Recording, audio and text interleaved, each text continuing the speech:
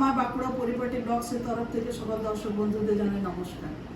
এই আমাদের পাশের ঘরে এখন পুজো আছে, আমরা যাব। এই আমার পাশে আমার আরো এক বাকরি জুটে গেছে, আমার বোনও বলতে পারো আর আমার বন্ধুও বলতে পারো। এখন তো বয়সের কোনো তফাৎ নাই, বয়সে যদিও ও আমার চেয়ে ছোট, তো তবুও আমরা মনে সুখের দুঃখের গল্প বলি, একসঙ্গে বসি, হ্যাঁ। যেখানে যাই একসঙ্গে যাই। একসঙ্গে যাওয়া কি আলু সিদ্ধ মাখাটাও আমরা ভাগ করে খাই যখনই হয়। এই পিঙ্কি একটু আলু সিদ্ধ, আমার এই বোনটার নাম হচ্ছে পিঙ্কি, ওরা আমাদের বাঁকুড়ার সামনে নিকুঞ্জিপুরের ওইদিকে বনমালীপুরে ঘর বটে।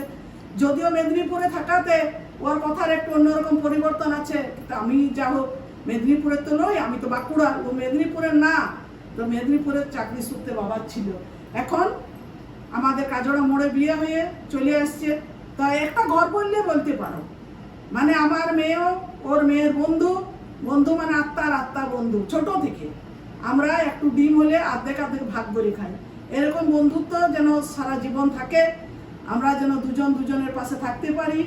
এই করে সমস্ত দর্শক বন্ধুদের নমস্কার জানিয়ে আমরা আমাদের ব্লগ এখানে শেষ করলাম। পরের ব্লগে দেখা হবে।